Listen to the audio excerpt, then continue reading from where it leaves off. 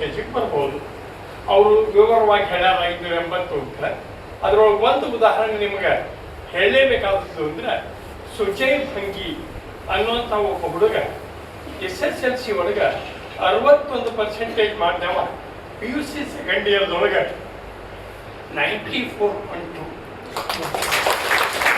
ಅಂದ್ರೆ ವಿಚಾರ ಮಾಡಿ ನೋಡಿ, ತಂದೆ ತಾಯಿಗೆ ಎಷ್ಟು ಸಂತೋಷ ಆಗಿರ್ಬೋದು. 61 ಇದ್ದಂಥ ಒಬ್ಬ ವಿದ್ಯಾರ್ಥಿ 94.2 ಮಾಡ್ತಾನಂತಂದ್ರೆ ಅದು ಎಷ್ಟಾಗಿರ್ಬೋದು ಅಂತ ಅನ್ನೋದನ್ನ ನೀವು ಅರ್ಥ ಮಾಡ್ಕೋಬಹುದು. ಈಗ ನಾನು ಒಂದು ವಿಷಯ ಹೇಳಲೇಬೇಕಾದದ್ದೇನು ಅಂದರೆ, PUC ವಿದ್ಯಾರ್ಥಿಗಳೊಳಗೆ, ಅದು ಫಸ್ಟ್ ಇಯರ್ ವಿದ್ಯಾರ್ಥಿಗಳೊಳಗೆ 2 ಸಂಪೂರ್ಣ ರಾಂಗ್ ಕನ್ಸೆಪ್ಟ್ ಆಫ್ ತೆಗೆದುಕೊಳ್ಳುತ್ತದೆ. ಒಂದೇದಂದ್ರೆ, ಫಸ್ಟ್ ಇಯರ್ ಅಂದ್ರೆ ನೀವು ಸಾಮಾನ್ಯವಾಗಿ ತಗೊಂಡ್ರು ನಡೀತದೆ, ಸೆಕೆಂಡ್ ಇಯರ್ಗೆ ಅಭ್ಯಾಸ ಮಾಡಿದ್ರೆ ಸಾಕು ಅಂತ. ಇದರಂಥ ತಪ್ಪು ಕಲ್ಪನೆ ಯಾವುದೂ ಬೇರೆ ಇಲ್ಲ. ಯಾಕಂದ್ರೆ CET ಒಳಗೆ ಅವ್ರು ಹೇಳ್ದಂಗೆ 25-75 ಕಾಂಪಿಟೇಟಿವ್ದೊಳಗೆ ಇದ್ರೆ ಉಳಿದಂಥ ಎಲ್ಲ ಕಾಂಪಿಟೇಟಿವ್ ಎಕ್ಸಾಮಿನೇಷನ್ದೊಳಗೆ 50-50 ವೇಟೇಜ್ ಇರ್ತದೆ. ಅದಕ್ಕೆ ಫಸ್ಟ್ ಇಯರ್ಕ್ಕೆ ಎಷ್ಟು ಸೆಕೆಂಡ್ ಇಯರ್ಕ್ಕೆ ಎಷ್ಟು ಮಹತ್ವ ಕೊಡ್ತೇವೆ ಅಷ್ಟೇ ಮಹತ್ವವನ್ನು ಫಸ್ಟ್ ಇಯರ್ ಕೂಡ ಕೊಡಲೇಬೇಕಾದದ್ದು ಅನಿವಾರ್ಯ. ಅದರ ಸಲುವಾಗಿ ವಿದ್ಯಾರ್ಥಿಗಳು ರೈಟ್ ಫ್ರಮ್ ದ ಡೇ 1 ಮೊದಲನೇ ದಿವಸದಿಂದಾನ ಸೀರಿಯಸ್ ಆಗಿ ಅಭ್ಯಾಸ ಮಾಡಿ, ಕಾಂಪಿಟೇಟಿವ್ ಮತ್ತು ಬೋರ್ಡ್ ಎರಡೂ ಮಾಡಲೇಬೇಕಾದದ್ದು ಅನಿವಾರ್ಯ. ಮತ್ತು ಕೆಲವರಲ್ಲಿ ಏನು ರೀತಿ ವಿಚಾರ ಇರ್ತದೆ ಅಂತಂದರೆ, ಬೋರ್ಡು ನಡೀತದೆ, CET ಒಂದನ್ನು ನಾವು ಪರ್ಫೆಕ್ಟ್ ಮಾಡಿಕೊಂಡ್ರೆ ಸಾಕು ಅಂತ. ಇದು ತಪ್ಪು ಕಲ್ಪನೆ.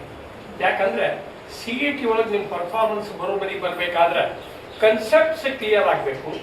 ಈ ಕನ್ಸೆಪ್ಟ್ಸ್ ಕ್ಲಿಯರ್ ಆಗೋದು ಬೋರ್ಡ್ ಕಲಿಸಿದಾಗ ವಿನಃ ಕಾಂಪಿಟೇಟಿವ್ ಕಲಿಸಿದಾಗಲ್ಲ. ಆದ್ದರಿಂದ ಪ್ರತಿಯೊಂದು ಕ್ಲಾಸ್ನೊಳಗೂ ಹೇಳಿದಂಥ ವಿಷಯಗಳನ್ನು ಸಂಪೂರ್ಣವಾಗಿ ಮನನ ಮಾಡಿಕೊಂಡು ಈ NTSC ಈ ಇದ್ರದ್ದು ಬೋರ್ಡದ್ದು ಪುಸ್ತಕಗಳೇನವ ಆ ಪುಸ್ತಕಗಳನ್ನು ಅಕ್ಷರಶಃ ಓದಿ ಪ್ರಿಪೇರ್ ಆದ್ರೆ ಮಾತ್ರ ಕಾಂಪಿಟೇಟಿವ್ ಎಕ್ಸಾಮಿನೇಷನ್ದೊಳಗೆ ರಿಸಲ್ಟ್ ಪಡೀಲಿಕ್ಕೆ ಸಾಧ್ಯ ಇದೆ. ಮತ್ತು ಇನ್ನೊಂದು ಸೂಕ್ಷ್ಮ ವಿಷಯ, ಇದನ್ನು ನಾನು ಅನೇಕ ಸಲ ವಿದ್ಯಾರ್ಥಿಗಳಿಗೆ ಹೇಳೀನಿ, ಆದರೆ ನೀವು ಹೊಸಬರು ಇರೋದ್ರಿಂದ ಇನ್ನೊಮ್ಮೆ ಹೇಳಲಿಕ್ಕೂ ನನಗೆ ಯಾವುದೇ ರೀತಿಯಿಂದ ಸಂಕೋಚ ಇಲ್ಲ. ಸಾಧಾರಣ 85 ಇಸ್ವಿ ಒಳಗೆ CET ಶುರುವಾಯಿತು. ಅವಾಗ ನಾನು JSS ಒಳಗಿದ್ದೆ. ಅವಾಗ ಎಲ್ಲೇ ಕಾಂಪಿಟೇಟಿವ್ ಎಕ್ಸಾಮಿನೇಷನ್ CET ಬಗ್ಗೆ ಇನ್ಫಾರ್ಮೇಷನ್ ಬೇಕಾದ್ರೆ ನಾ ಹೋಗಿ ಅಲ್ಲಿ ಕೊಟ್ಟದ್ದದ. ಅವಾಗ 87 ಇಸ್ವಿ ಒಳಗೆ ಒಬ್ಬ ವಿದ್ಯಾರ್ಥಿ ಬೋರ್ಡ್ಗೆ ಫಸ್ಟ್ ಬಂದ. ಅವ ಹುಬ್ಬಳ್ಳಿ ವಿದ್ಯಾರ್ಥಿ, ಅವ ಗುಲ್ಬರ್ಗಾದೊಳಗೆ ಕಲಿತಿದ್ದ. ಆಮೇಲೆ ಬೋರ್ಡ್ದೊಳಗೆ ಅವ ಇಡೀ ಬೋರ್ಡ್ಗೆ ಫಸ್ಟ್ ಬಂದ. ಫಸ್ಟ್ ಬಂದಾಗ ಸೂಟಿ ಒಳಗೆ ಅವ ಹುಬ್ಬಳ್ಳಿಗೆ ಬಂದಿದ್ದ. ಯಾರ್ದವರು ನನಗೆ ಫೋನ್ ಮಾಡಿ, ಸರ್ ಒಂದು ಇಂಟರ್ವ್ಯೂ ಮಾಡೋಕ್ಕಂತ ಮಾಡೀವಿ, ನೀವು ದಯವಿಟ್ಟು ಮಾಡಿ ಅಂತ. ನಾವು ಭಾಳ ಖುಷಿಯಿಂದ ಒಪ್ಪಿಕೊಂಡೆ ಅದನ್ನು. ಯಾಕಂತಂದ್ರೆ ಅವನ ಥ್ರೂ ವಿದ್ಯಾರ್ಥಿಗಳಿಗೆ ಕೆಲವು ಮೆಸೇಜ್ ಕೊಡಬೇಕಾಗಿತ್ತು. ಆ ಸಲುವಾಗಿ ನಾನು ಅದನ್ನು ಒಪ್ಪಿಕೊಂಡು ಯಾರ್ಯಾರು ಹೋಗಿ ಕೇಳಿದೆ. ಅವನ್ನ 2 ಪ್ರಶ್ನೆ ಕೇಳಿದೆ. ಆ 2 ಪ್ರಶ್ನೆಗಳಿಗೆ ಅವನು ಕೊಟ್ಟ ಉತ್ತರಗಳನ್ನು ದಯವಿಟ್ಟು ನಮ್ಮ ವಿದ್ಯಾರ್ಥಿಗಳು ಗಮನಿಸಬೇಕು ಅಂತ ನನ್ನ ಅಪೇಕ್ಷೆ.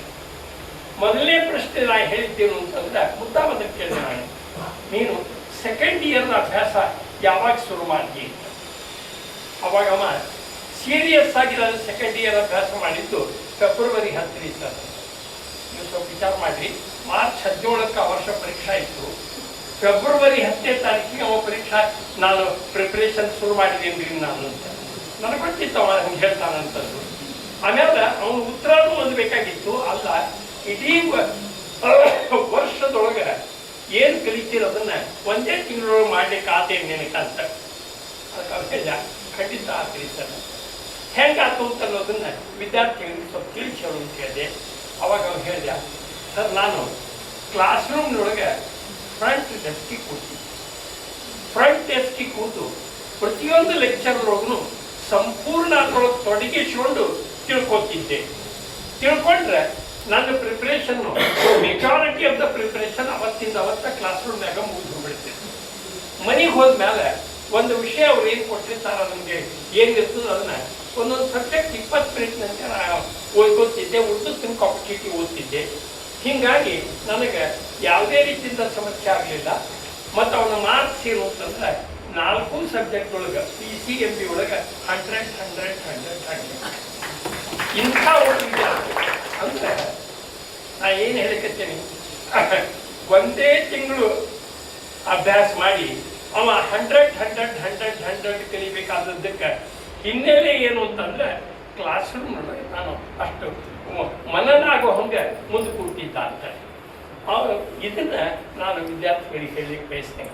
ಈಗ ನಾವು ಅಟೆಂಡೆನ್ಸ್ ಬಗ್ಗೆ ಯಾಕೆ ಅಷ್ಟು ಸ್ಟ್ರಿಕ್ಟ್ ಆಗಿ ಅಷ್ಟು ನಿಮ್ಮ ಕಳಕಳಿಯಿಂದ ಬೆಳ್ಕೋತೀವಿ ಅಂತಂದ್ರೆ, ಈ ನಮಗೆ ಒಳ್ಳೆ ರಿಸಲ್ಟ್ ಬರಬೇಕು ಅಂತಂದ್ರೆ ಸಂಪೂರ್ಣ ತಮ್ಮನ್ನು ತಾವು ಲೆಕ್ಚರ್ದೊಳಗೆ ತೊಡಗಿಸಿಕೊಂಡು ಪ್ರತಿಯೊಂದು ಅಕ್ಷರ ಕೂಡ ನಮಗೆ ಅರ್ಥ ಆಗೋ ರೀತಿ ಒಳಗೆ ಅವರು ಪ್ರಯತ್ನ ಮಾಡಬೇಕು. ಮತ್ತೆ ಏನಾದರೂ ತಿಳಿದಿದ್ರೆ ನಮ್ಮಲ್ಲಂತೂ ಆ ಕಲ್ಚರ್ ಹೋಗಿ ಇಂಥ ತಿಳಿದಿಲ್ಲ ಅಂತಂದ್ರೆ ನಾಳೆ ಬಾಂತ ನಮ್ಮಲ್ಲಿ ಯಾರೂ ಟೀಚರ್ಸ್ ಹೇಳೋದಿಲ್ಲ. ಅವತ್ತಿಂದ ಅವತ್ತನ ಅವರು ಡಿಫಿಕಲ್ಟಿ ಸಾಲ್ವ್ ಮಾಡ್ತಾರೆ. ಸಾಲ್ವ್ ಮಾಡಿಕೊಂಡು ನೀವು ರೆಡಿ ಆದರೆ ನಿಮ್ಗೆ ಯಾವುದೇ ರೀತಿಯಿಂದನೂ ಸಮಸ್ಯೆ ಇರೋದಿಲ್ಲ. ಆದ್ದರಿಂದ ಒಟ್ಟು ಏನಿದ್ರೆ ಯಾವುದೇ ಕ್ಲಾಸ್ಗಳನ್ನು ತಪ್ಪಿಸಬಾರ್ದು. ಮತ್ತು ಸಾಧ್ಯ ಆದಷ್ಟು ನಾನು ಕ್ಲಾಸ್ ತಗೊಳ್ಬೇಕಾದ್ರೆ ಹೇಳ್ತಿದ್ದೆ ಅಂದರೆ, ನಮ್ಮಲ್ಲಿ ಹಿಂದೆ ನಾವು ಸ್ಟೂಡೆಂಟ್ಸ್ ಇದ್ದಾಗ ಓಡ್ಕೋದು ಬಂದು ಫ್ರಂಟ್ ಡೆಸ್ಕ್ ಹುಡುಕ್ತಿದ್ವಿ, ಈಗ ಓಡ್ಕೋದು ಬಂದು ಬ್ಯಾಕ್ ಡೆಸ್ಕ್ ಹುಡುಕ್ತಾರೆ. ಅಂದ್ರೆ ಹಿಂದೆ ಸಾಧ್ಯ ಆದಷ್ಟು ಕೊಡೋದಾಗ ಅದೊಂದು ಸಾಧನೆ ಅಂತ ತಿಳ್ಕೊಂಡು ಕೊಡ್ತಾರಂತೆ. ಫ್ರಂಟ್ ಡೆಸ್ಕಿಗೆ ಕೂತ್ರಿ ಯಾವ ಕಾನ್ಸಂಟ್ರೇಷನ್ ಬರ್ತದೆ ಆ ಕಾನ್ಸಂಟ್ರೇಷನ್ ಬ್ಯಾಕ್ ಡೆಸ್ಕಿಗೆ ಬರೋದಿಲ್ಲ. ಹಂಗಂತಂದ್ರೆ ಬರೋದೇ ಇಲ್ಲ ಅಂತಲ್ಲ, ಅವ್ರು ಪ್ರಯತ್ನ ಮಾಡಿದ್ರೆ ಮಾಡ್ಲಿಕ್ಕೆ ಸಂಪೂರ್ಣವಾಗಿ ನಾನು I don't believe in meditation, yoga ಇವ್ಯಾವುದ್ರ ಮೇಲೂ ನನಗೆ ನಂಬಿಕಿಲ್ಲ. ಈ ಹಾಗೆ ಇರೋದೇನು ಮಹತ್ವ ಅಂತಂದ್ರೆ work work work, think think think. ಎಷ್ಟು ಸಾಧ್ಯದ ಅಷ್ಟು ಅವರು ಅದನ್ನು ವಿಚಾರ ಮಾಡಿಕೊಂಡು ಅವರು ಅರ್ಥ ಮಾಡಿಕೊಂಡು ಬಿಟ್ರೆ ಮುಂದೆ ನಾ ಏನು ಹೇಳೋದಂದ್ರೆ, ಬೋರ್ಡ್ ಎಕ್ಸಾಮಿನೇಷನ್ಗೆ ಪ್ರಿಪ್ರೇಷನ್ಗೆ ಟೈಮ್ ಬೇಕಾಗ್ತದೆ, ಅದು ಗಮನೀಯವಾಗಿ ಕಡಿಮೆ ಆಗ್ತದೆ. ಆ ಅವಧಿಯನ್ನು ಕಾಂಪಿಟೇಟಿವ್ ಎಕ್ಸಾಮಿನೇಷನ್ ಉಪಯೋಗ ಮಾಡಿಕೊಂಡ್ರೆ ಒಳ್ಳೆಯ ರಿಸಲ್ಟ್ ತಂತಾರೆ.